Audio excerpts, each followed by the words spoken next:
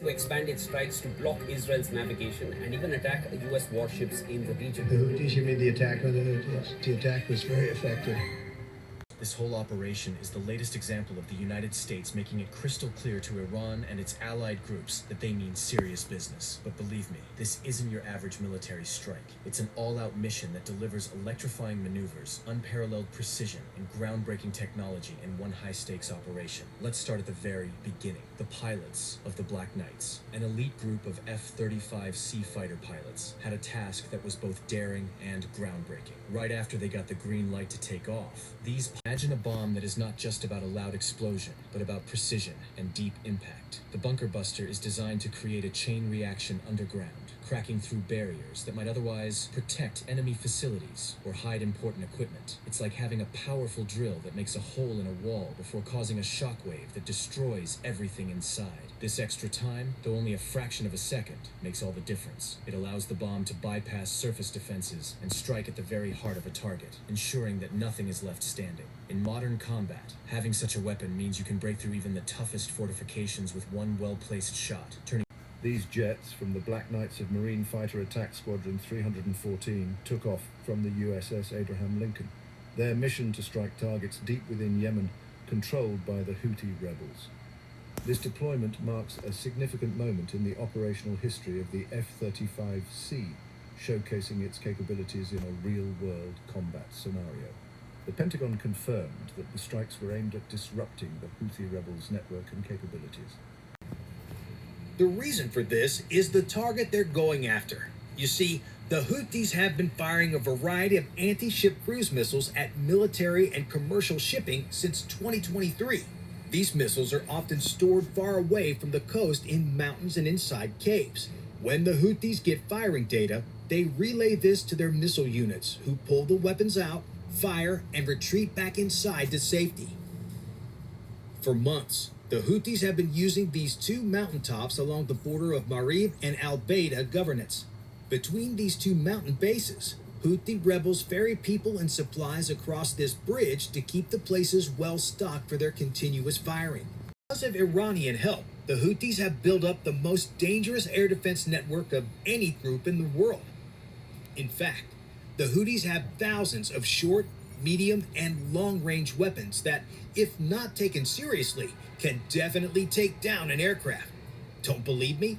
Over the past 5 years, the Houthis have shot down around 50 drones and aircraft, including a Saudi fighter jet and an American Reaper drone. So these guys are about that business. According to media reports, the Growlers engaged Houthi radar sites and destroyed them with the next-gen jammer. The number of radar sites destroyed and the types taken out were not disclosed, but we know at least one unlucky team illuminated their radars while the Growlers were on the prowl. Now totally blind, the Houthis on the mountain base carried on blissfully unaware that in a matter of minutes, the U.S. Marine Corps would be there to shake things up a bit. Going perfectly to plan, the first F-35s dropped their first bunker busters when they were several miles away from the target. In one successive blast after another, each bunker buster fell into the crater of the last one, penetrating deeper and deeper into the mountain with each strike. As Houthi fighters began scrambling for cover, the F-35s came in for round two and hit them with a stone-cold stunner. More than 16,000 pounds of JDAMs rained down on the mountaintops. Locals later reported that at least 7 large explosions, with several secondary detonations occurring as the anti-ship missiles went off. When it was all said and done, Houthi media reported that the tops of both mountains had literally been taken clean off. But what about the Marine fighter pilots of the Black Knights? Thanks to the F-35's exceptional stealth capabilities combined with the effects of the next-generation jammer, all the pilots made it back home safely. This was designed to be an air defense missile. In recent years, the Navy has repurposed it to also be a ground strike missile. While the Tomahawk has a longer range than the SM-6 at around 1,500 miles, the SM-6 is much faster. With that greater speed, it's much harder to shoot down and is an essential stopgap until the Navy strike missile comes fully online. Because of that, the Navy modified the SM-6 to operate in surface mode as well. However, despite having this capability for years, the Navy hasn't publicly fired one of these missiles this way until now. While the Navy chose the SM-6 for this is because the target they were going after was moving. According to satellite imagery, the SA-6 launcher and its accompanying IS-91 radar were still in Hodeidah. But with the launcher having a top speed of around 34 miles per hour, the launcher could be hundreds of miles away by the time the order came to strike. This meant time was of the essence, and there wasn't a second to spare. After getting the firing order from CENTCOM, the Spruance's crew made best speed for the launch basket in the southern Red Sea. As this was going on, the combat watchstanders had less than 30 minutes to create, route, and approve a firing plan. That's because a missile doesn't just fly in a straight line. That would be incredibly easy to shoot down. Rather, the crew must prepare sometimes up to dozens of waypoints to get the missile to the first pre-planned waypoint. Once it reaches there, the classified mission library takes over and sends the missile careening towards its target. With a flash of light, two SM-6s roared out of the VLS cells at approximately 3:45 a.m. local time. With just several hundred miles to go, it would take roughly 6 minutes before the SM-6s reach their target. Although the Houthis have built up a robust air defense network, this meant nothing for the SM-6 as it glided effortlessly before smashing into the SA-6 launcher. In the aftermath of the attack, signals collection intercepts confirmed the site's destruction along with the elimination of 8 Houthi operators. But the U.S. was far from being done.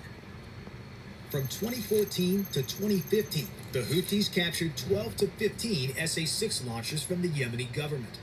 Over the past decade, Iran has substantially assisted them in improving their radars and getting modern seekers installed on the missiles. Because of this, the Houthis now have an extensive stockpile of ordnance they have shown a willingness to use against U.S. aircraft. This could not stand. After the February 20th strike that got revenge against the individual launcher, the Navy figured it was time to give the Houthis a permanent reminder of why not to attack U.S. aircraft. Beginning at 6 p.m. local time, the first of 4 waves of F-18s took off from the deck of the Harry S. Truman, and these aircraft were armed with something much more powerful than normal. While a typical strike mission like this would call for a 2,000-pound JDAM or bunker buster, the Navy went hog wild on this one. The F-18s that took off that night were armed with AGM-154 joint standoff weapons.